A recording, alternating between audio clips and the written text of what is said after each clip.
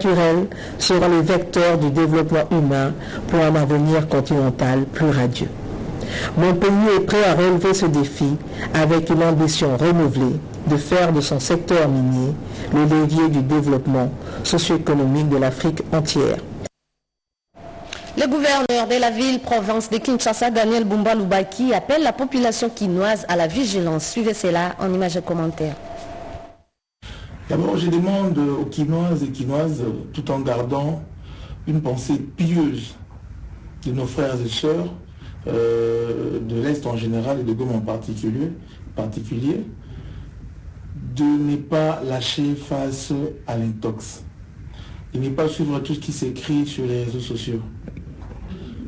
S'il y a une disposition contraire à ce que nous avons pris jusqu'à là, nous passerons par nous-mêmes ou par des voies officielles pour vous en informer. Donc ne vous fiez pas à ces messages-là source d'intoxication.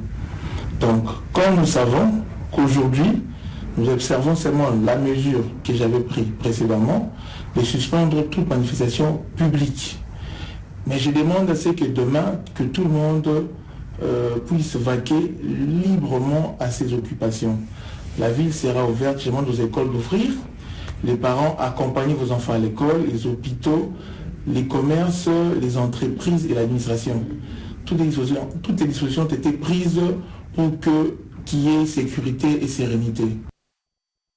L'agression rwandaise dans la partie est de la République démocratique du Congo et l'insécurité à Kwamut, le gouverneur de la province du Mai-Ndombe, Bonkonso Kevani, lance un message de soutien aux forces armées de la République démocratique du Congo et au commandant suprême Félix Antoine Tshisekedi Tshilombo.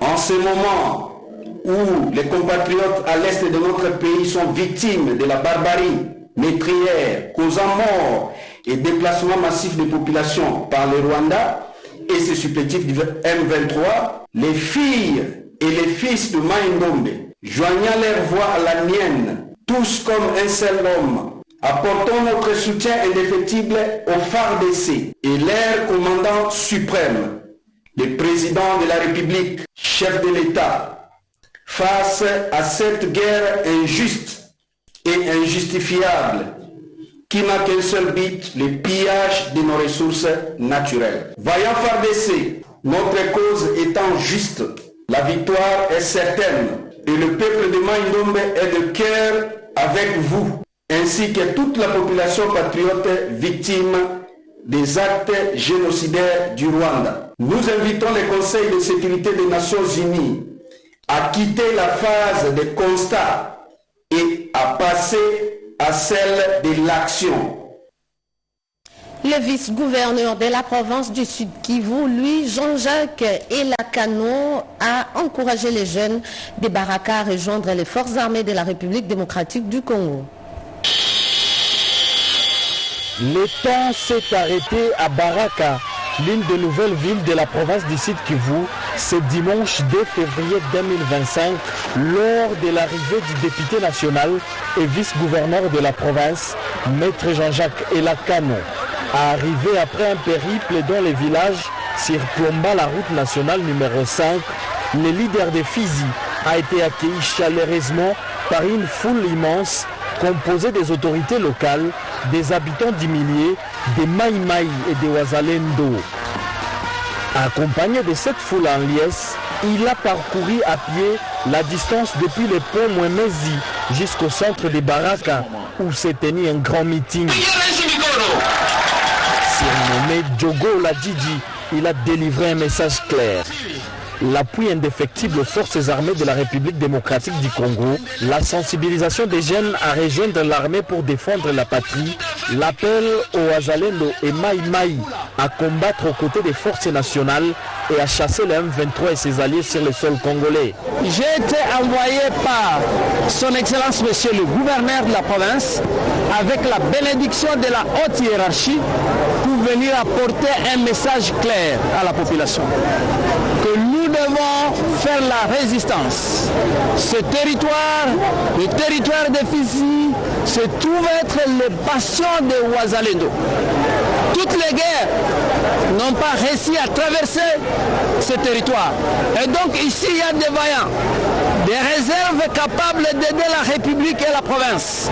Tous ces jeunes ont finalement accepté de combattre aux côtés des FARDC. Il est à noter que le vice-gouverneur du Sud Kivu, Jean-Jacques Elakano, séjourne dans le territoire de Fizi pour sensibiliser les jeunes à l'éveil patriotique et les encourager à soutenir les FARDC dans leur lutte pour chasser l'ennemi. Non à l'agression rwandaise sur le sol congolais, la population de la province de Lomami l'a dit au cours d'une marche organisée le week-end dernier. Le gouverneur de la province de Lomami, Maître Ivan Van Kalombo Moussoko, et la population de la ville de Kabinda étaient dans la rue pour soutenir le chef de l'État, commandant suprême de FARDC et de la police nationale congolaise, Félix Antoine Tshisekedi Tshilombo, et les forces armées de la République démocratique du Congo qui luttent au front pour voter hors d'état de nuire l'agression rwandaise et son supplétif M23 qui endeuille la RDC dans sa partie orientale. C'est pourquoi les Congolais de Lomami ont exprimé leur soutien à travers une marche partie de la paroisse Sainte-Marie, commune de Kajiba, jusqu'au gouvernorat des provinces de Lomami, où Maître Iron Van Kalombo Moussoko s'est adressé à la population.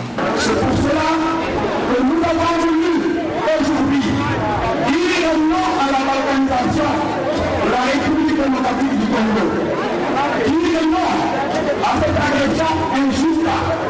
Dire non à l'exploitation illicite de nos ressources naturelles. Nous avons voulu compatir avec les familles éprouvées, nos récents, nos vaillants soldats des forces armées congolaises qui meurent tout ce temps au front pour la paix et l'intégrité du territoire de la République. Notez qu'une autre marche a eu lieu dans la ville ferroviaire de Mweneditou où le vice-gouverneur de la province de Lomami, Célestin Kayembe Tchajichibola, s'est adressé à la population. Pour désapprouver l'agression rwandaise, soutenir les chefs de l'État, commandant suprême des FARDC et de la police nationale congolaise, tout en obligeant le retrait immédiat des soldats rwandais et ses supplétifs M23 sur les sols congolais. Encore un message de soutien aux forces armées de la République démocratique du Congo lancé par la mairie de Bandundu-Ville.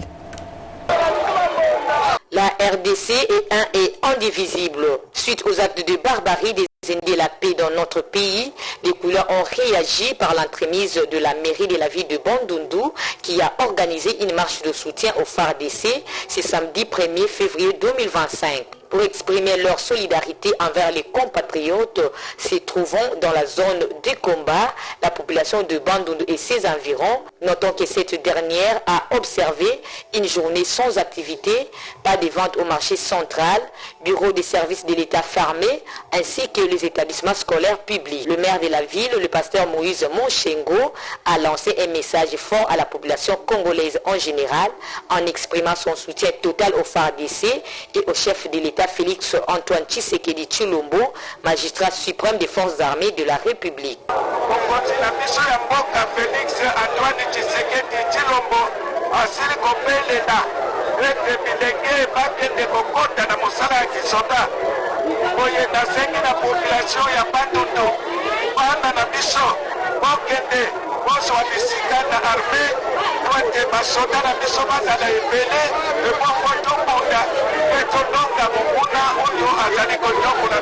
Signalons que quelques entreprises publiques du portefeuille de l'État ont marqué leur présence à cette manifestation, preuve du patriotisme et de la solidarité nationale. Et puis cet appel à l'éveil patriotique, en cette période de crise, les aumôniens disent non à la guerre d'agression. Tenons bon l'éternel combat pour nous, tiré du livre d'Exode 14, c'est le thème développé par les commandants pays de l'aumônerie Konassé Chaplin, les pasteurs David Moutoua Ndouba, au cours de ces cultes des jeûnes et prières organisés suite à la détérioration de la situation sécuritaire dans la partie est de la République. La Konassé Chaplains, qui est la Corporation nationale des aumôniers chrétiens évangéliques, a pris cette initiative par rapport à l'appel d'abord du chef de l'État qui a demandé à ce que tout le Congolais puisse se lever. C'est comme cela que nous nous sommes levés pour prier et demander, réclamer la délivrance de notre cher et beau pays. Il convient de préciser que ces cultes de jeûne et prière est une recommandation du commandement global et du commandement Afrique de l'aumônerie Konassé Chaplin. Nous avons un message de la part de notre commandant global, le général Carlos Aroba Abraham Gaybor. Et ce message nous est transmis par notre commandant Afrique, le général Dionedor Kamdem Nunga. Ils nous ont demandé de rassurer nos autorités pour leur dire que la Konassé Chaplin est avec elle. Nous avons un réseau des aumôniers internationaux répartis dans plus de 40 pays dans le monde. Au moment où nous étions en train de prier ici, tous ces aumôniers étaient également en prière. Le pasteur David Moutoual Ndouba a appelé les peuples congolais à l'unité derrière les autorités et les FARDC. Une prière pour soutenir les forces armées de la République démocratique du Congo sera organisée à Kinshasa. L'annonce de ces rendez-vous des prières à travers ces reportages. Peuple de Dieu, Congolaises et Congolais, l'Église en République démocratique du Congo partage la détresse de ses filles et fils. En ce moment, nous nous tournons vers Dieu afin qu'il donne la force aux FARDC et Ouazalendo pour conquérir notre territoire et bouter dehors les agresseurs et les forces d'occupation. Conformément à la volonté de Dieu et en signe de soutien à nos forces armées et aux combattants Ouazalendo engagés à défendre notre pays face à l'agression rwandaise et ses supplétifs du M23 et AFC, nous vous invitons, peuple de Dieu, imams, prêtres, églises, évêques, archevêques, chrétiens et croyants à prendre part à la grande journée de prière à l'esplanade du Palais du Peuple. Les militants et cadres de la DCC Otouélé sont en pleine campagne de mobilisation générale en faveur des forces armées de la République démocratique du Congo. Des collectes de fonds ont été lancées, nous dit Jérôme Bongenda de la RTNC Isiro. La démocratie chrétienne pour le Congo DCC, membre de l'Union sacrée de la nation et parti cher à l'honorable André Lété ACBA, Fédération de Haute-Tuileries à Isiro, s'aligne dans l'ordre de bataille pour la mobilisation générale décrétée par le chef de l'État Félix Antoine Tshisekedi Tshilombo à la suite de l'agression de notre pays dans sa partie est par le tyran Paul Kagame du Rwanda et ses complices terroristes du M23 et AFC de Corneille Nangaa. Afin de matérialiser cet élan, les cadres et militants de DCC Haute-Tuileries se sont réunis au siège provincial de leur parti le samedi 1er février 2025 en une matinée politique axée sur la devise de leur parti qui se résigne à la fin du soutien tous azimuts au commandant suprême, aux voyants militaires des FARDC et aux compatriotes aux résistants Ouazalendo pour la victoire certaine contre tous ces ennemis de la RDC, explique le secrétaire fédéral John Aboulé. 15 cm de notre territoire ne restera rwandais. Notre contribution à la mobilisation pour DCC Otouélé ne faiblira pas. Loué à ce compromis, notre soutien total aux FARDC et aux Ouazalendo. DCC! Cette activité s'est soldée par une prière pour la nation et la présentation des animateurs des différentes structures de la DCC dans les Hautes-Tuileries. Infrastructure des kilomètres et des plus dans les cantonnages manuels de route Kananga, Dibaya et autres extensions vers Mbujimaï dans la province du Kassai-Oriental.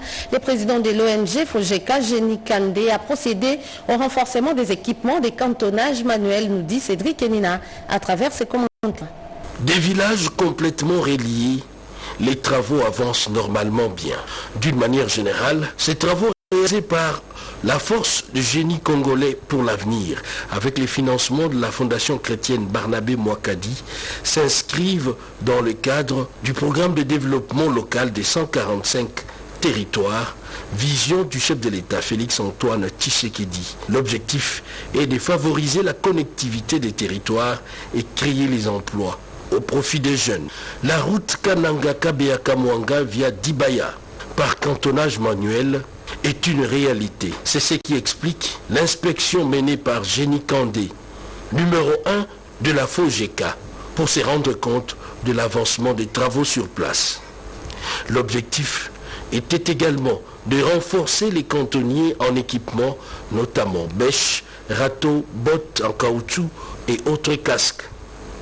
Dans ses échanges avec les cantonniers sur place et la population, Génie Kandé a prêté l'oreille et a démontré à suffisance l'importance d'entretenir cette route, appelée à faciliter le passage des véhicules en provenance de Mbujimaï ou de Kananga, surtout avec la fin des travaux de la route Kananga-Kalamba-Mbuji. Des produits manufacturés reviendront à bon prix, d'où l'intérêt pour eux de maintenir cette route en bon état. Les travaux de réhabilitation des routes dans les territoires de Faradje, Dungu, Nyangara et Rungu dans la province du Haut-Ouélé se poursuivent, constat fait par le gouverneur des provinces Jean Bakomito Gambou lors d'une visite d'inspection. Nathalie Mboulaka Ebea était dans sa suite. Le désenclavement de la province du Haut-Ouélé, cadet des soucis du gouverneur. Lors de sa mission d'itinérance, Jean Bakomito Gambou inspecte les travaux de réhabilitation de la route provinciale 426, la plus longue car relie 5 territoires sur les 6 que compte son entité et dont le financement émane du trésor public provincial. D'abord dans son tronçon Faradje Dungu. Nous allons les pousser à aller encore un peu plus vite parce que d'ici 3 mois la pluie va reprendre. Il faut rapidement commencer à recharger, à compacter, à pratiquement réhabiliter la route tout en insistant sur le fait qu'il faut veiller à la canalisation des eaux. Ensuite, dans celui allant de Dungu jusqu'à Isiro, en passant par Nyangara et Rungu à plus de 400 km. C'est un travail exceptionnel. Je voudrais vraiment jeter des fleurs à cette entreprise et à son directeur général, M. Kenda Oumou. C'est ça le patriotisme. Il a répondu à l'appel du chef de l'État. Vous avez vu vous-même comment le dégagement s'est fait, l'ensoleillement, le bouchage des bourbiers. Et maintenant, le rechargement va commencer. C'est extraordinaire, c'est l'encourageant à aller de l'avant pour qu'il arrive très rapidement à Isiro et ça va soulager toute la province et plus particulièrement les territoires de Rungu, Dungu et même territoire de Nyangara. Les travaux sur ce deuxième tronçon s'effectuent aussi à la grande satisfaction des usagers. Félicitations au gouverneur. Semaine à Sima, so talinga na lekana kia na saki accident na nzelao. Cette fois-ci naza koleka à l'aise vraiment nzambe bakisele bokonzi ne perd pas mbolo lisusu parce que et pe sibiso moi fierté vraiment to tambola beauté comme ça makamonete na suka vraiment ko zakito. Na sepel ndela izaki mabe. Bavali usufire makazi. Sara izosalema. Le passage du gouverneur Jean Bakomito Gambou dans ce chantier est un véritable réconfort moral pour son personnel. Et dans la province du Bas-Ouélé, 40 kg d'or réalisés par la société d'achat artisanale DRC Gold Trading SA, succursale de Bouta. Le gouverneur de la province du Bas-Ouélé, Mike David Mokeni, a présidé la double cérémonie de la première exportation officielle d'or et l'inauguration du bureau de la société DRC Gold Trading SA, succursale de Bouta. Roger Linissa Lomami nous en parle à travers ses reportages. La production artisanale d'or de la province du Bas-Ouélé a démontré une performance accrue dans 2 semaines. Elle parvient à réaliser plus de 40 kg d'or achetés. La cérémonie de la première exportation officielle d'or de la société DRC Gold Trading SA, succursale de Bouta, a été présidée par le gouverneur du Bas-Ouélé, Mike Mouken David Amissi, le vendredi 31 janvier 2025. Le représentant du directeur général de DRC Gold Trading SA, M. Aimé Bissimois, présente les avancées déjà enregistrées par cet établissement. La mission de DRC Gold Trading SA pour l'année en cours est de ramener dans le circuit officiel un minimum de 16 tonnes d'or représentant à peu près 1,3 milliard de dollars américains. Notre souhait est que les Bas-Ouélés prennent la grande part dans cela. Le gouverneur du Bas-Ouélé, Mike Mouken David Amis, a rendu les hommages au président de la République, Félix Antoine Tshisekedi Tshilombo, pour avoir initié ce projet afin de permettre à notre province de profiter de sa richesse. À mon arrivée à la tête de la province, je me suis promis de corriger cet état de choses et de faire bénéficier à la province des fruits de ces richesses telles que contenues dans le programme d'action du gouvernement.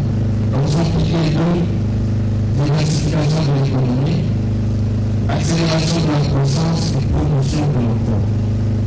Axe stratégique 2, rationalisation de la production minière. Signalons qu'après le Sud Kivu et le Tanganyika, le Bazoélé est la troisième province à exportation d'or artisanal en République démocratique du Congo par la société DRC Gold Trading SA. Dans la province du Lualaba, précisément dans la commune de Dilala, les nouvelles écoles vont sortir des terres dans le tout prochain jour. La bourgmestre de cette municipalité, Françoise Mouangéji, a inspecté ces chantiers.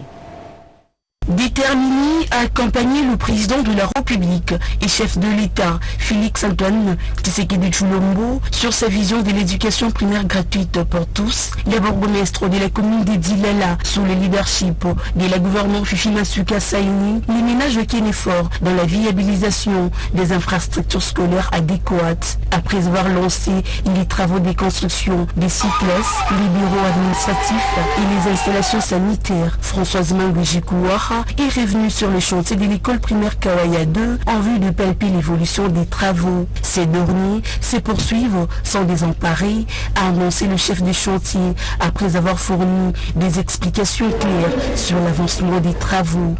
Les travaux sont presque à 80%. Nous sommes déjà à la fin. Il nous reste que la phase de finissage, de mettre de la peinture et c'est tout ce qui reste à faire. Présentement, nous sommes en train de faire la pose des carreaux dans les salles de classe que nous avons fini et nous sommes presque à la fin de la pose des carreaux. La prochaine étape, c'est l'étape de la peinture, qu'on va essayer de mettre de la peinture et poser les fils. Et on va livrer l'ouvrage à la commune pour que la commune puisse venir à l'école. Dans les prochaines semaines, les élèves de cet établissement scolaire public du réseau kimbanguiste vont oublier les mauvaises conditions dans lesquelles ils évoluent actuellement, à savoir des classes mal aérées, non éclairées, notant que ces travaux rentrent dans les bilans élogés des réalisations de la jeune bourgmestre près de 2 ans après sa prise des rênes au sein de la municipalité de Dilala. Les nouveaux bâtiments construits pour abriter les parlements des enfants dans la province du Sud Ubangui ont été remis officiellement aux bénéficiaires. À Guémena dans le Sous-Bangui, l'ONG internationale Vision Mondiale, dans le cadre de son appui au gouvernement provincial, vient de doter le Parlement d'enfants du Sous-Bangui d'un beau bâtiment qui va servir de cadre pour le bureau et diverses activités de cette structure d'encadrement et de préparation d'une jeunesse responsable pour l'avenir. La cérémonie d'inauguration était présidée personnellement par le gouverneur de province, Pasteur Mobonga Lobomiché, en présence du vice-président de l'Assemblée provinciale, de quelques membres de l'exécutif provincial, du manager de Vision Mondiale Guémena, des responsables des structures d'encadrement des jeunes et d'autres invités de marque, dont la chef de division en charge des enfants. Dans ce mot de circonstance, Christian Lacha a évoqué le motif de la construction de ce bâtiment et n'a pas manqué d'épingler quelques difficultés rencontrées. La ministre provinciale du genre a pour sa part circonscrit l'événement en ces termes. N'oublions que la jeunesse, c'est notre relève, notre avenir. Et cet avenir doit se préparer de l'enfance. Donc c'est maintenant. Les enfants qui sont ici, y compris les jeunes, sont la force de notre province. Parce qu'ils occupent un grand nombre de pourcentages par rapport aux adultes. Les bénéficiaires ont saisi la balle au bon pour exprimer leur satisfaction à travers un discours prononcé par la rapporteuse qui a remercié les autorités provinciales et les responsables de World Vision. Il s'en a suivi la coupure du ruban symbolique par le gouverneur de province sous les acclamations frénétiques de la population venue nombreuse. Et dans la province du Kasaï central, le sénateur Jean Tshisekedi Kabasele appelle la population à soutenir les forces armées de la République démocratique du Congo et les chefs de l'État, commandant suprême des FARDC. La fondation du sénateur Jean Tshisekedi Kabasele s'approprie la campagne de mobilisation de la population du Kasaï central contre l'agression rwandaise. C'est un jour de compassion et de soutien au chef de l'État, Félix-Antoine Tshisekedi Tshilombo, aux forces armées de la République démocratique du Congo et FARDC, aux Wazalendo, mais aussi aux compatriotes congolais de l'Est victimes de l'agression rwandaise. Après le développement d'une thématique sur cette question, une prière a été dédiée à la nation avant le mot de coordonnateur de la fondation Jean Tshisekedi Kabasele qui a interpellé la communauté internationale. Nous avons sensibilisé nos membres afin qu'ils puissent, avec leurs moyens de bord, leurs petites possibilités, contribuer et que nous puissions constituer une enveloppe afin que nous puissions envoyer à l'Est au nom de la Fondation Jean Tshisekedi Kabasele. Hormis cela, il a aussi invité les membres à pouvoir prier pour la population de l'Est, car notre Dieu, il est le prince de paix. Après Kananga, la fondation du sénateur Jean Tshisekedi Kabasele entend élargir cette sensibilisation des Congolais et de la communauté internationale face à cette agression rwandaise sur l'ensemble du territoire national. Place à la revue des presses, une sélection et commentaires de Jean-Pierre Ndolo Demazou.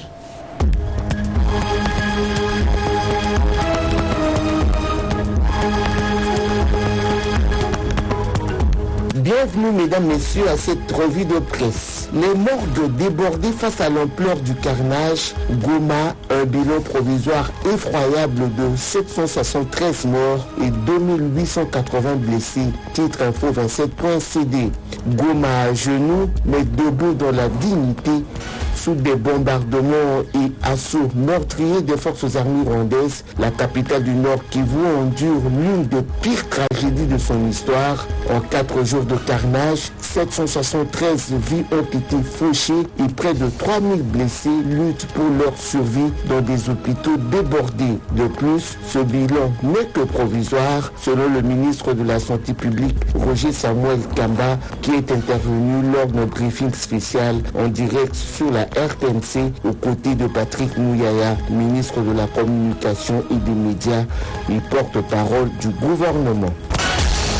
Le G7 exhorte le RDF M23 à cesser leur offensive et se retirer de la RDC, annonce Mediacongo.net. La pression internationale s'accentue sur le Rwanda. Les ministres des Affaires étrangères du G7 ont condamné fermement samedi 1er février l'offensive des forces rwandaises de défense dans l'est de la RDC. Sans détour, ils ont exigé le retrait de RDF du territoire congolais. Cette offensive qui a conduit à la prise notamment de Minova, Sake et Goma constitue un mépris flagrant pour la souveraineté et l'intégrité territoriale de la RDC, ont déploré les chefs de la diplomatie de l'Allemagne, du Canada, des États-Unis, de France, de l'Italie, du Japon et du Royaume-Uni, ainsi que la haute représentante de l'Union européenne. Visite Rwanda. La RDC appelle Arsenal, PSG et Bayern Munich à mettre fin au partenariat entaché de sang, rapporte le quotidien. La République démocratique du Congo a adressé une lettre à Arsenal FC, au Paris Saint-Germain et au FC Bayern de Munich, leur demandant de mettre fin à leur partenariat entaché de sang avec Visite Rwanda après l'occupation de vastes régions de l'Est de la RDC par les troupes rwandaises. La ministre des Affaires étrangères, Thérèse Kayikwamba-Wagner, a écrit au club afin d'interroger la moralité de ces accords de sponsoring. Nord Kivu, la population de Béni salue la réduction du train de vie des institutions publiques en soutien aux FARDC, note le potentiel.cd. Cette initiative prise par le chef de l'État, Félix Antoine Tshisekedi Tshilombo, est applaudie par la population de Béni. La décision du premier citoyen de la République cherche à alléger le fardeau qui pèse sur les provinces. Pour cette population, les dirigeants doivent montrer l'exemple, surtout en ce temps difficile. C'est la fin de ce journal coordonné par Jacques Gaboua Bamugumina Sedouga, réalisé par Patrick Bapouila. Kambou Mouyomba a assuré la partie technique sous la supervision éditoriale de Joseph Oscar Mbalkaï. Joël Makela Kota revient à 19h pour la suite de l'acte.